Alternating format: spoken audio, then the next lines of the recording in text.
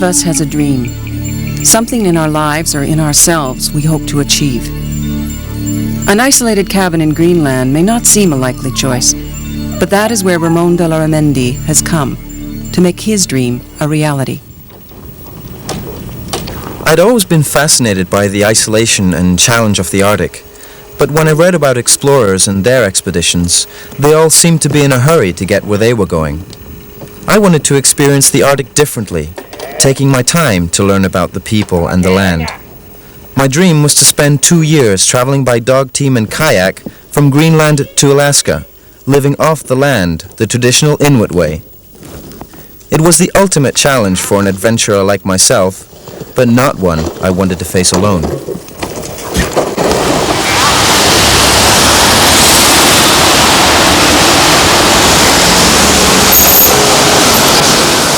Ramon's dream was complicated by the fact that he lived more than 4,000 kilometers from the Arctic, in Madrid, Spain. An unlikely place, even at the best of times, to find Arctic explorers. In the end, he didn't have to. They found him. Absolutamente negro, que no soy preocuparme cuando llegas y lo ves, dices no. 27-year-old Manuel Olivera heard about the idea from a friend. He was an expert kayaker and climber and had often dreamed of this kind of challenge. He had kayaked with Ramón before and liked his drive and determination. Ramón admired Manolo's calm, steady approach to problems. He was a good choice, but unfortunately, Manolo had his engineering degree to finish first. Antonio Martínez, a 29-year-old caver and mountain climber, heard about the expedition through his alpine club. He liked the risk involved and the certainty of adventure. It was a far cry from his life as a businessman. But he too had commitments to finish before he could think of traveling. The youngest member of the group, and the one with the least experience, was Rafael Pesci, a 22-year-old photography student. Rafa was looking for an escape from the street life of Madrid. Ramón knew it was a risk, but there was something about Rafa he trusted. The expedition needed a cameraman. Rafa had the ability. And unlike the others, he was free to travel anytime. I was the only one of the group with any Arctic experience, and that was limited to skiing trips in Greenland and Iceland. We decided that Rafa and I would leave first and start dog training in Greenland. Manolo and Antonio would come when they were free. My dream was about to become a reality.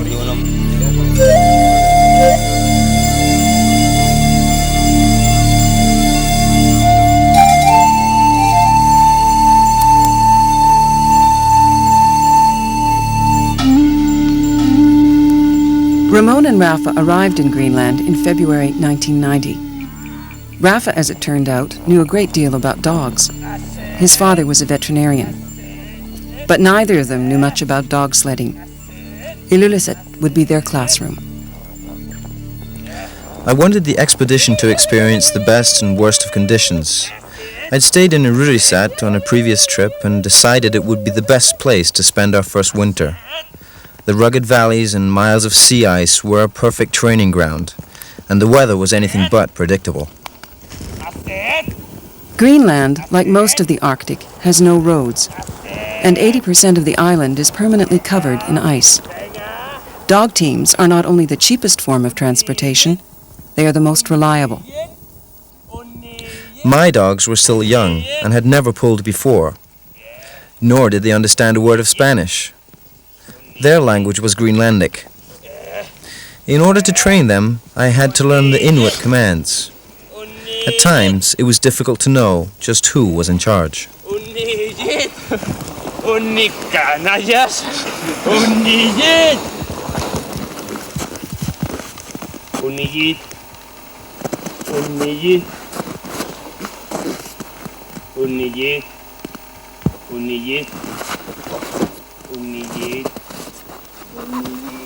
Learning to handle a dog team was only part of Ramon's curriculum. In order to survive, he had to learn how to hunt and fish. His teachers were more than willing to share their skills.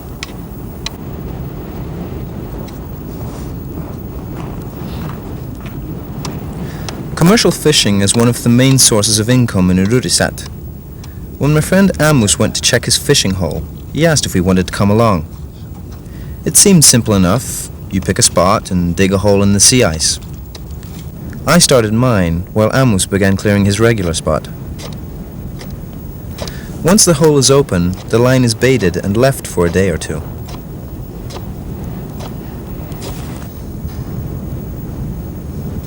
The work is usually done with bare hands, an ability I admired but could never master. What seemed to require the most effort was digging the hole in the first place.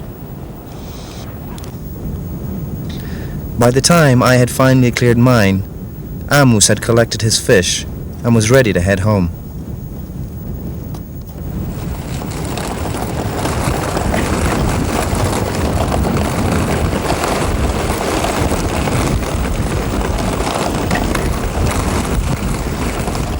Seals are another important food.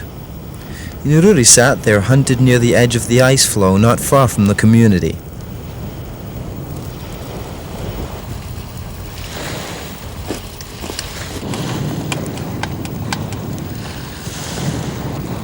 The Inuit have spent centuries studying the habits of the animals they hunt, and the seal is no exception.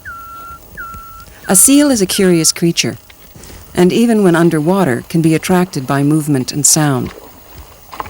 By imitating their unique scratching and splashing patterns, the hunters try and coax the more curious ones to the surface.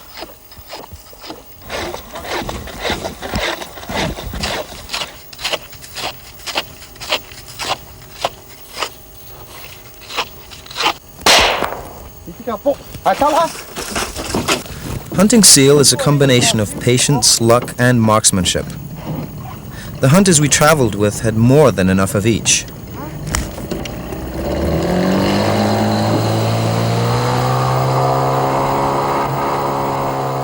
The seal is the ultimate Arctic resource. The meat supplies the vitamins and nutrients needed for cold weather survival, and the hide provides warm, waterproof clothing and footwear.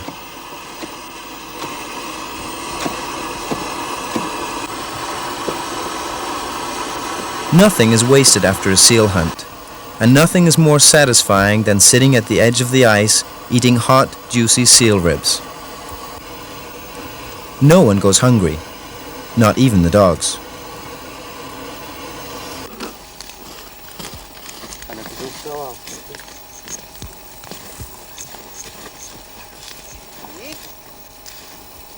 Ramón had a great deal to learn about patience.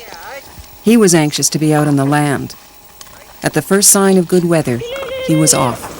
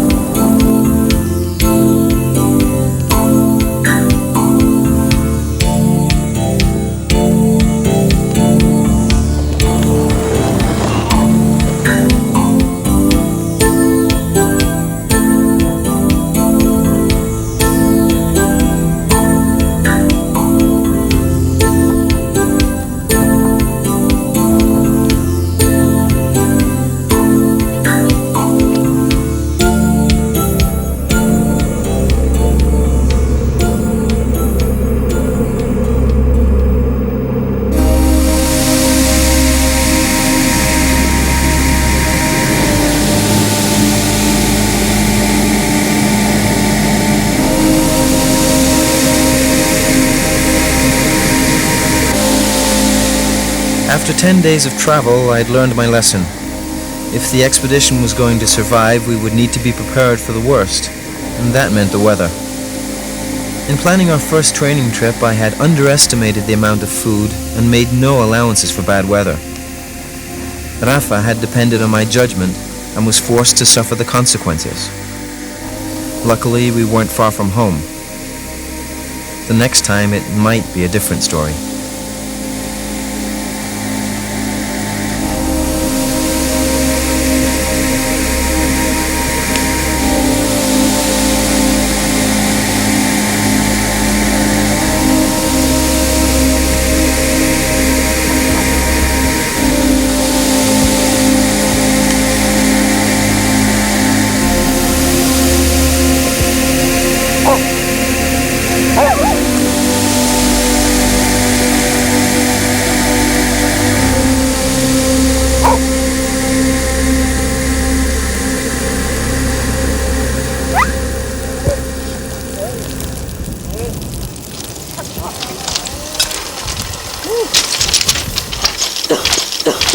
Spring in Greenland is a long time in coming. The temperature rarely climbs above 10 degrees Celsius, but when it does, everyone is ready for a picnic.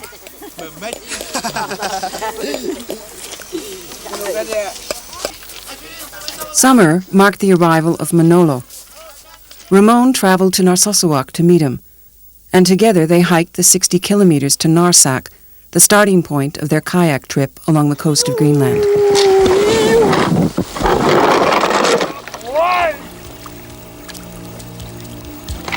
Manolo wasn't prepared for Greenland's version of summer.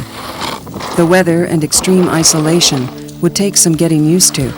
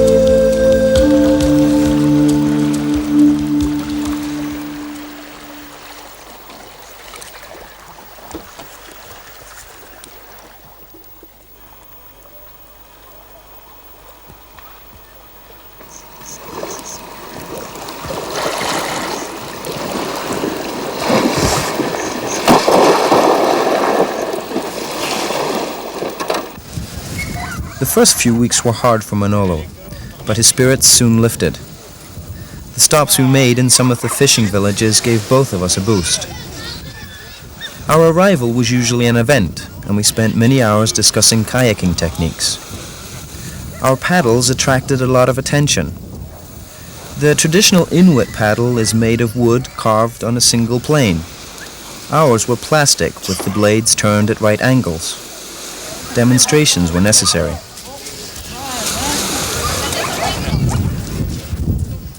Before coming to Greenland, Manolo and I had considered ourselves expert kayakers. But a close look at a traditional skin kayak soon confirmed our status.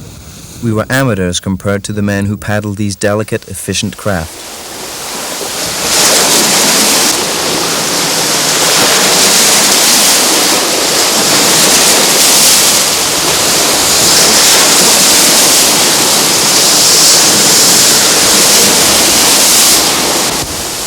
It was only a matter of days before Ramón and Manolo were forced to test their real kayaking skills.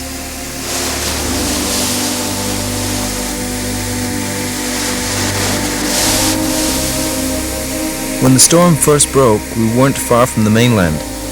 The waves were high but not impossible. We thought if we kept close to the shore we'd be safer, but the rocks made that too dangerous. We moved farther out. Manolo was behind me.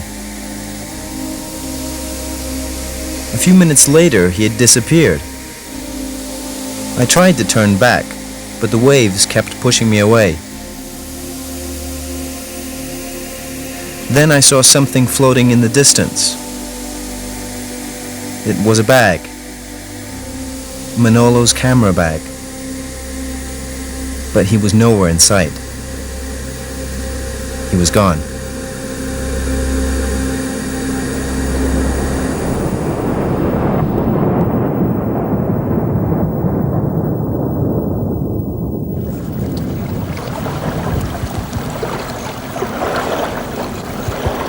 Manolo survived, but only through a combination of luck and physical stamina. The frigid waters of Davis Strait can claim a victim in a matter of minutes. Sheer determination is not enough. For Manolo, a sandy opening in the jagged shoreline was. Luckily, we were near a settlement when the accident occurred. I went for help while Rafa searched for Manolo. When he finally located him, he was barely conscious and suffering from extreme hypothermia. We had to take him to a hospital. I blamed myself. My expedition had almost killed my friend.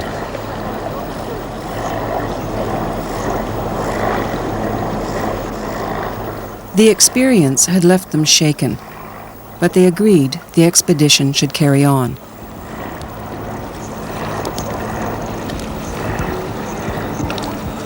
Greenland is an island of extremes, breathtaking scenery, unpredictable weather, and warm hospitality. It is also a land where old and new seem to blend in perfect harmony.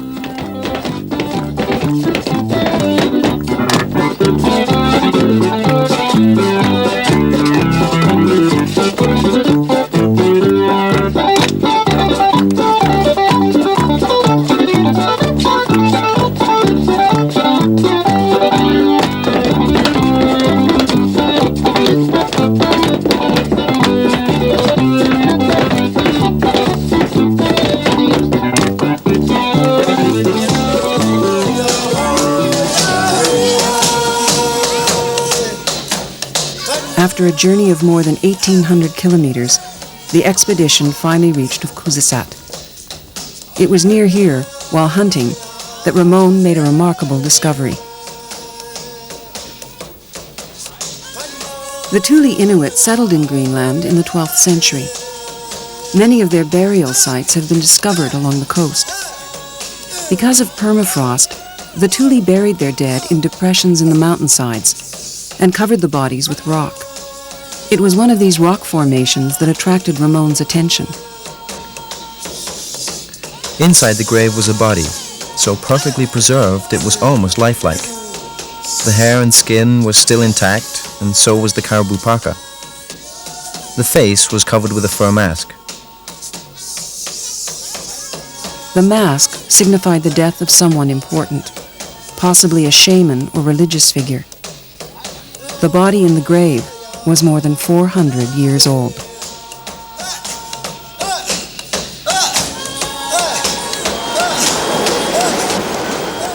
Late fall and early winter were a busy time for the expedition.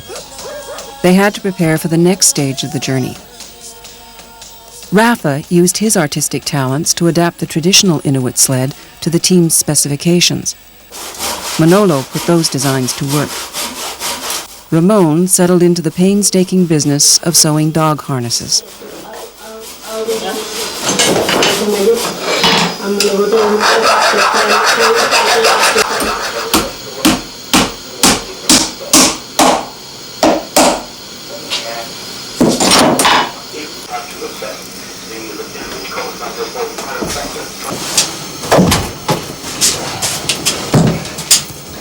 ¿Cómo va? La cocina es lo que también va.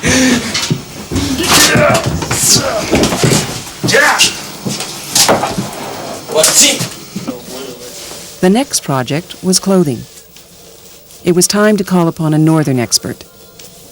With Annie's help, the dog fur and sealskin pants were soon ready for a final fitting.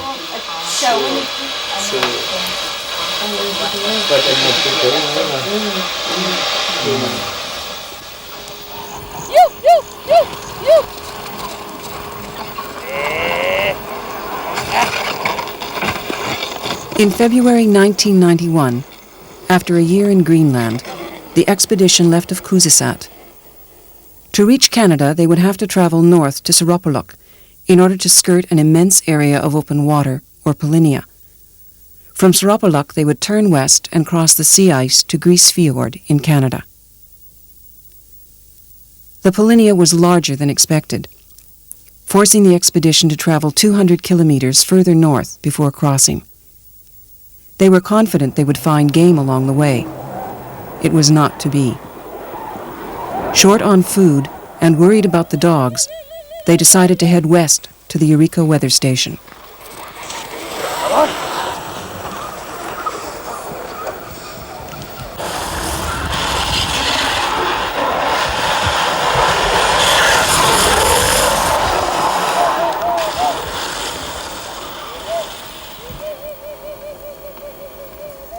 Our plan was to push ourselves as hard and fast as possible.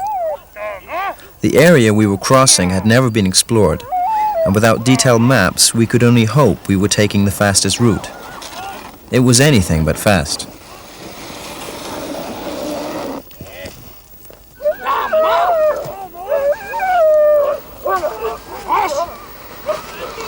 We were north of the magnetic pole and couldn't rely on our compass to give an accurate reading. Time and time again, we ended up questioning our route.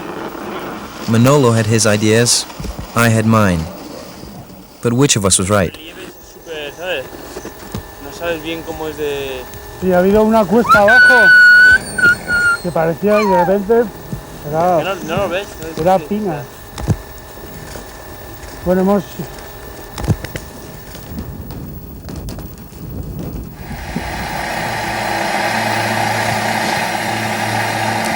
After 2 weeks, we were still miles from Eureka. Our food supply was dangerously low. The dog food completely gone. Any hope of catching game had proven fruitless. Some of the dogs were beginning to show signs of hunger and exhaustion. Others had injured feet, which required constant attention. I was feeling more and more unsure about our chances. But not Manolo. He had survived death before. He would survive it again.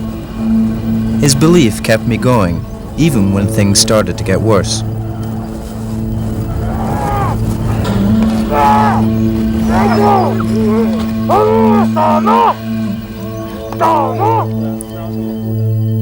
Five dogs died of exhaustion. To save the rest, we abandoned one of the sleds and most of our gear.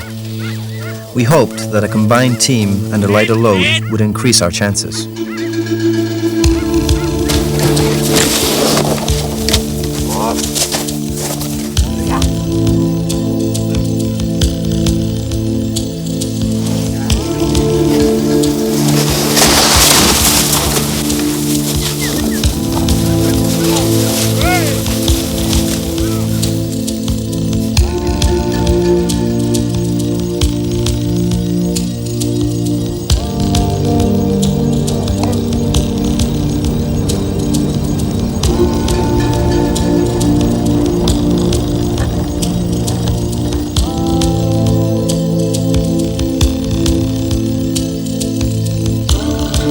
"24 days after leaving Greenland, the expedition reached Eureka.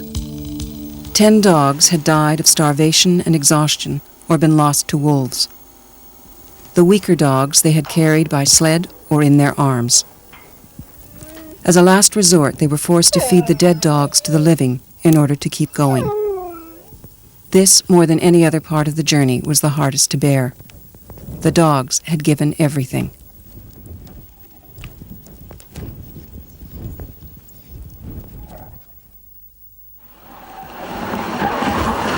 They had arrived in Eureka exhausted, with no desire to continue. But after 2 weeks, Ramón was restless. Manolo knew once Ramón made his mind up, there was no stopping him. They carried on.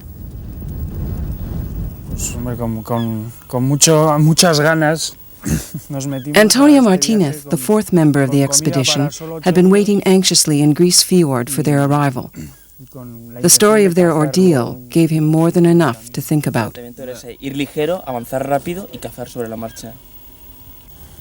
The reunion was a happy and sad one for us all, but especially for me.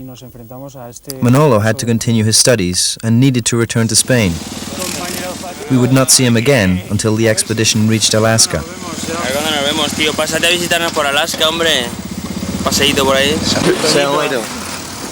Buenos muchachos. Pues nada, dale besos a la peña.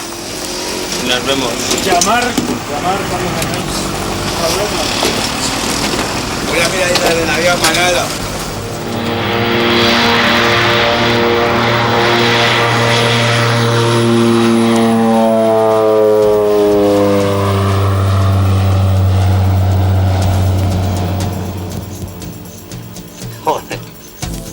Antonio knew very little about dogs, and even less about dog teams.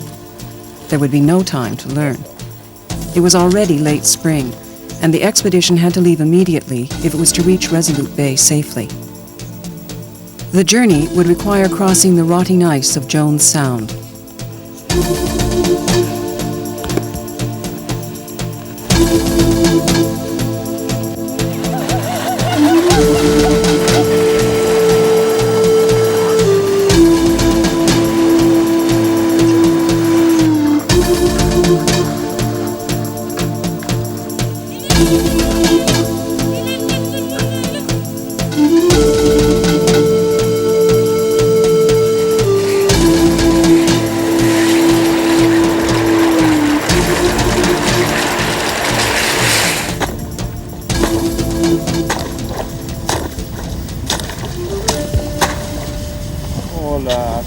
tío.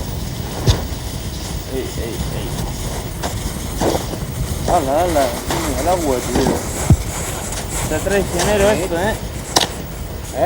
Está traicionerillo. ¿Está hablando? The ice was melting fast, and there were large areas of open water to be skirted. Cracks had begun to appear. At any moment we could find ourselves stranded, with no way forward or back. Venga. Tama. Vamos, Tama. Venga. Vamos. Vale. Vamos.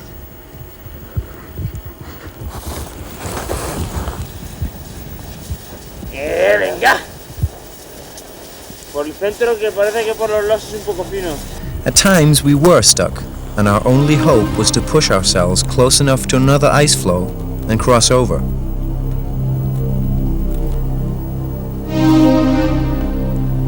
Este ya está. To make matters worse, a Polinia, named Hell's Gate, was growing larger and threatening to swallow us if we didn't move faster. Devon Island seemed a lifetime away.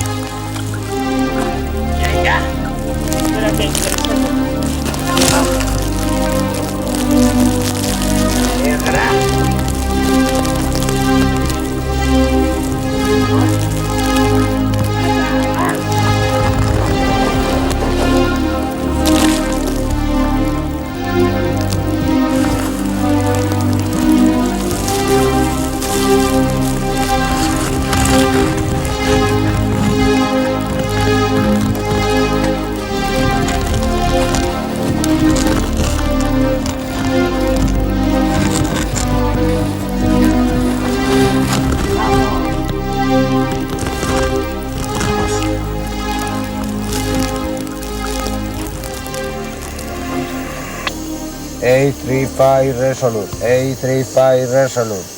Spanish Dotlet Expedition calling. Can you copy me? De manera, ¿eh?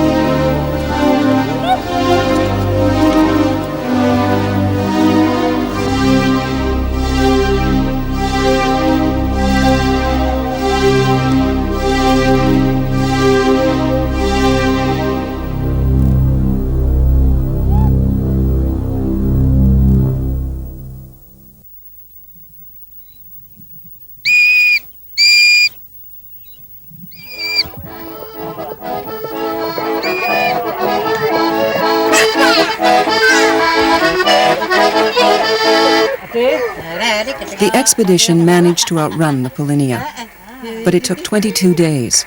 It was no longer possible to think of continuing by dog team. Rafa flew with the dogs to Creswell Bay, where he was soon immersed in the life of an outpost camp. Ramón and Antonio stayed behind, hoping to cross the Barrow Strait by kayak.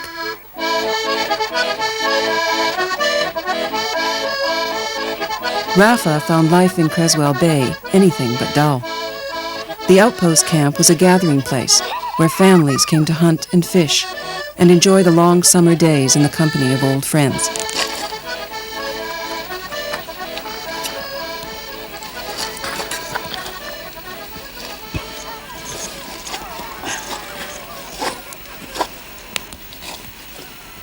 The sea around Creswell provides a rich harvest of narwhal and seal, and more than enough meat and skins to keep everyone busy.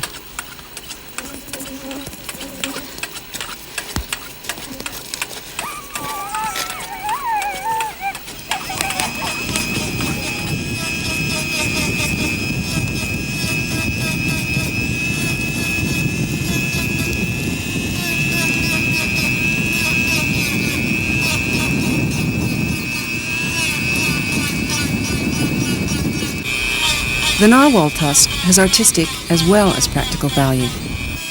A good carver can transform the exceptional tooth into a valuable work of art. Once sold, it can buy a hunter a new boat or skidoo, with money left over for other necessities.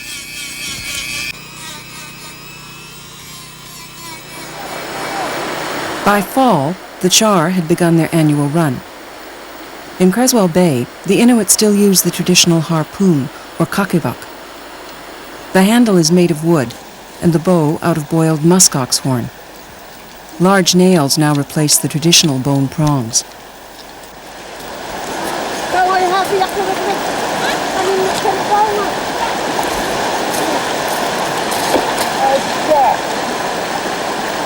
As with most Inuit activities, fishing involves the entire family. Young and old alike share in the experience.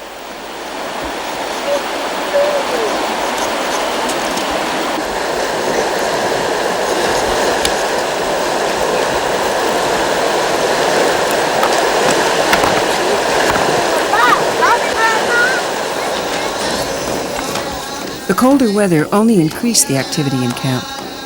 The surrounding area was teeming with wildlife, and Rafa had plenty of opportunity to observe it all.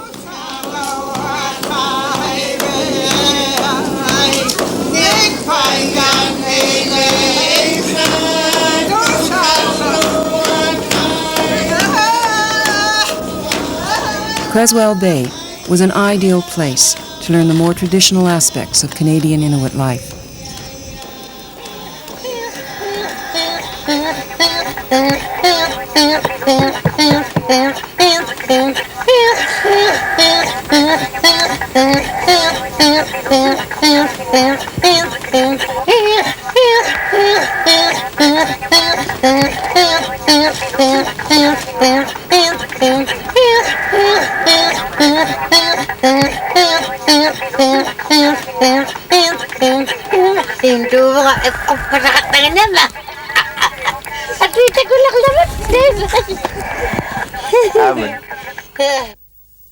After numerous failures, Ramon and Antonio succeeded in kayaking the icy Barrow Strait. It had taken them 3 months to cross 60 kilometers.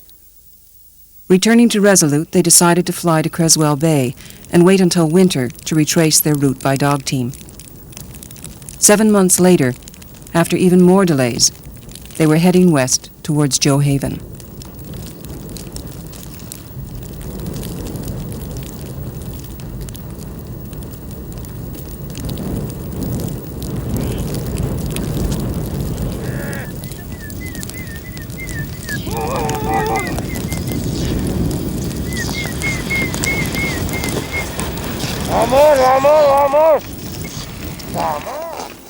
A Greenlandic team had just arrived in Joe Haven, en route to Barrow, Alaska.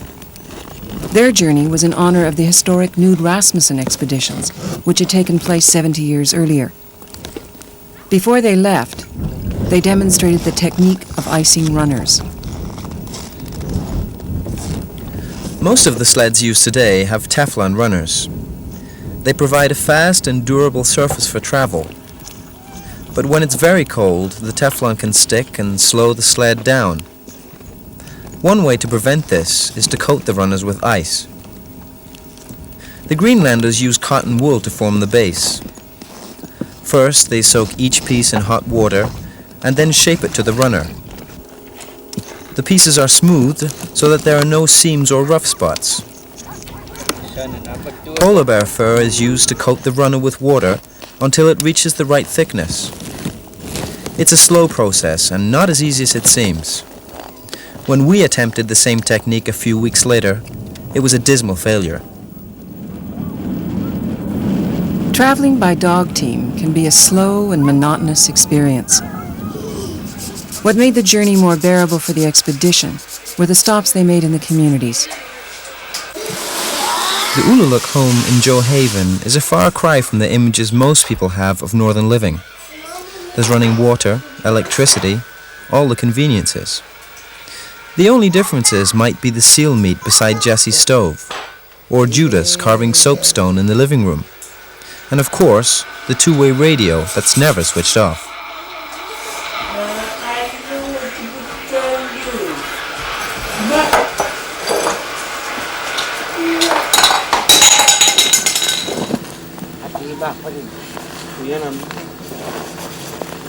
When you're traveling day in, day out, you get used to the routine and the isolation.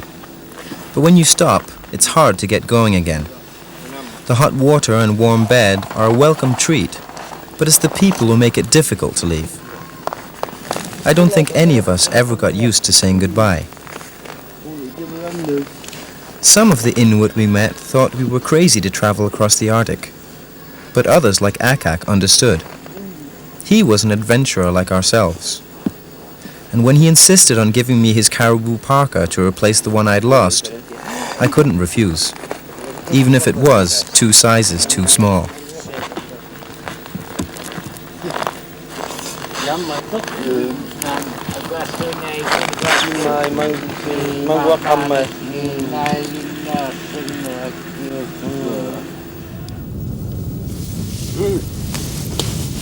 Qué sueñeta.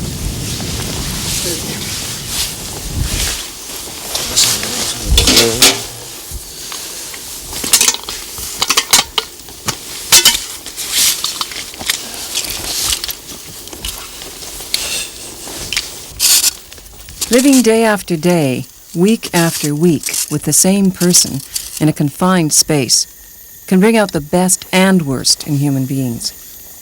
Simple things grow bigger over time, and conflicts often result.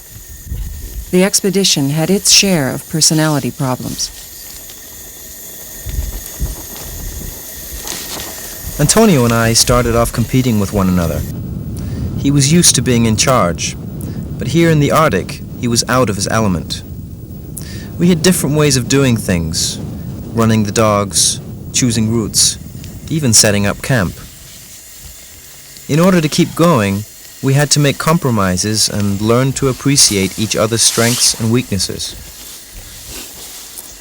When Manolo and I traveled together, he was bothered by my silences. It took a while for him to realize I wasn't trying to be difficult. It was just my way.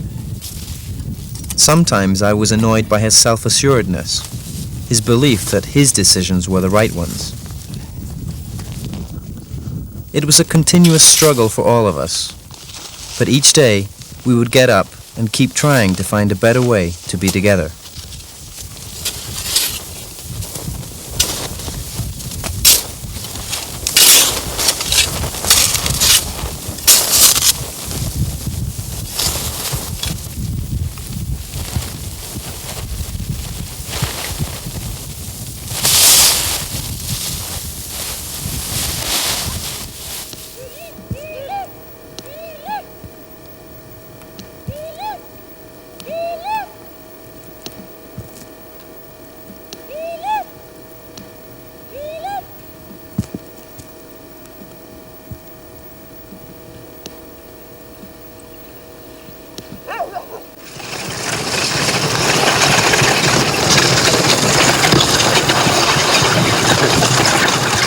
When we first arrived in Coppermine, we thought they'd sent a welcoming party.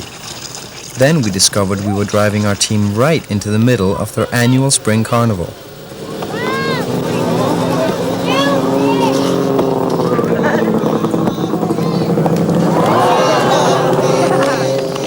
Inuit games were never played for glory or status. They were used as exercises to increase stamina and perfect survival skills. Those skills are not as necessary today, which leaves plenty of opportunity for just plain fun, with a few modern adaptations thrown in.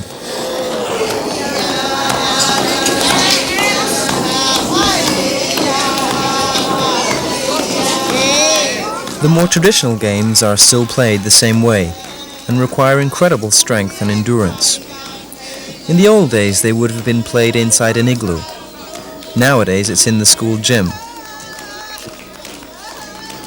No Inuit celebration is complete without singing and drumming.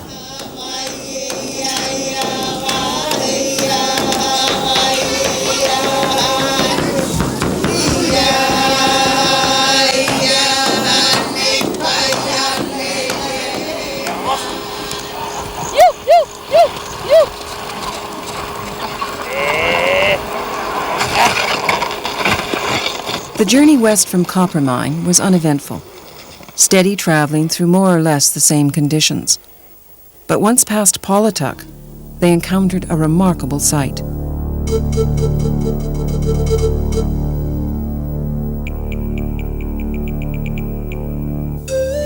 The cliffs of Cape Bathurst are composed of bituminous shale and concentrations of pyrite and sulfur. The combination results in spontaneous combustion. The hills are actually burning, and have been for hundreds of years. All along the cliffs, there are large mounds of pink and yellow ash. It's an odd picture, a frozen landscape, billowing smoke. The Inuit stay away. They believe the hills are the home of the spirit people.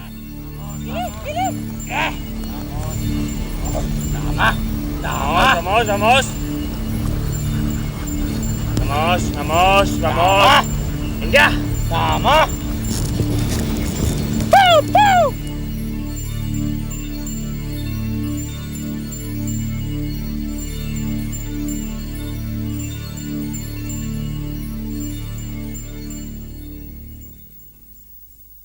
The expedition continued across the barren landscape of the Central Arctic for most of the spring of 1992, reaching Inuvik in early June. They had traveled more than 8,000 kilometers by dog team since leaving Greenland. Manolo met the expedition in Inuvik, and in July they began the 2,000-kilometer kayak trip along the north slope of Alaska. Rafa did not go with them. 2.5 years of arduous travel and close living conditions had magnified personality differences. Rafa felt there was no option but to leave. Most of the journey along the coast would not be filmed. Arrangements were made for another cameraman to join the expedition south of Kotzebue.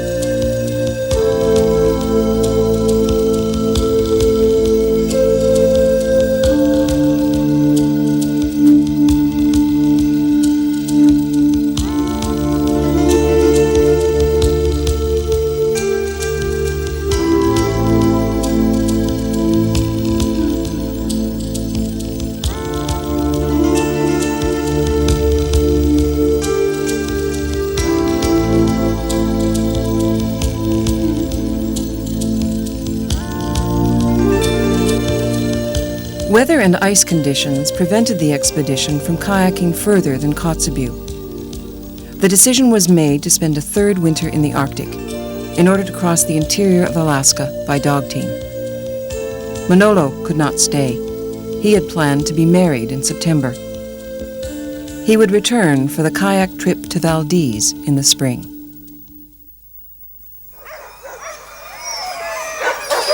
In Alaska, dog sledding has become more of a sport than a means of transportation. The dogs we used were bred specifically for racing and had scientifically formulated diets. There would be no frozen fish or seal meat for them. The hitches were also different. In Canada and Greenland, we used a fan hitch, which allowed the dogs to spread out, freeing them to make their own way over rough ice patches. In Alaska, they used a tandem hitch, designed for narrow trails and tree-covered terrain. The sled was also lighter and faster, and our trip through the interior was the fastest dog sledding we'd ever experienced.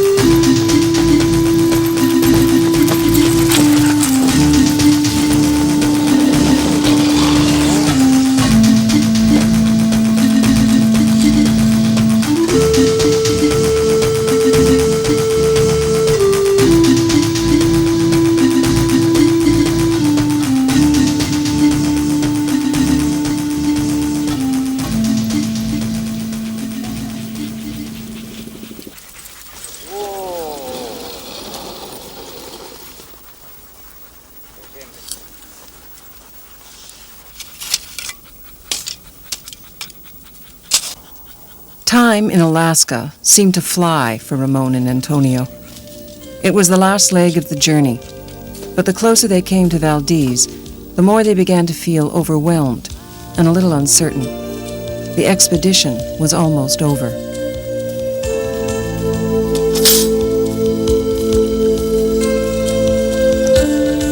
In March of 1993, the expedition left Whittier, Alaska, heading for their final destination, Valdez. We'd spent our last night camped on a beach. We kept talking about the fact that it was over and the excitement we felt about going home. Then we thought about our friendship and everything we'd gone through, and we worried about whether we would remain the same once we returned to Spain.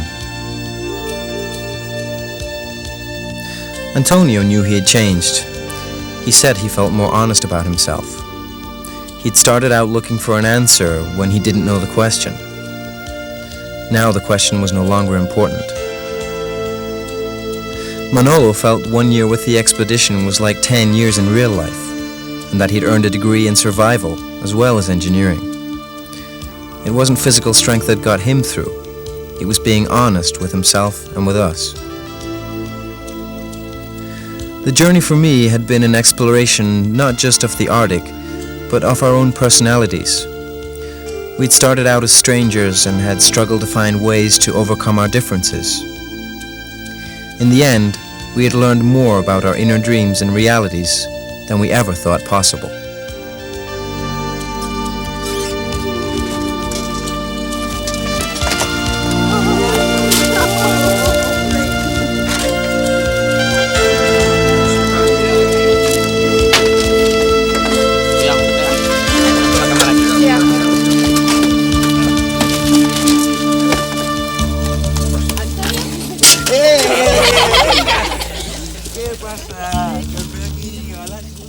The expedition arrived in Valdez on March 25, 1993.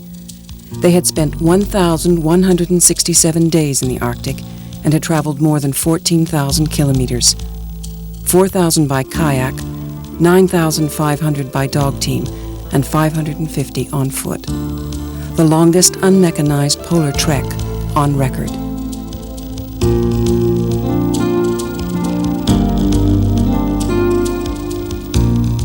Ramón Larramendi is writing a book on Inuit lifestyles and preparing a traveling exhibit of the expedition. Manuel Olivera is completing his master's degree in civil engineering and is working with Ramón and Antonio on a project to develop a Spanish polar institute. Antonio Martínez is writing a technical manual on Arctic survival and helping to prepare a collaborative book on the expedition. Rafael Pesci has resolved his differences with the expedition and is now working with the others on a pictorial history of the trip. All four want to return to the Arctic.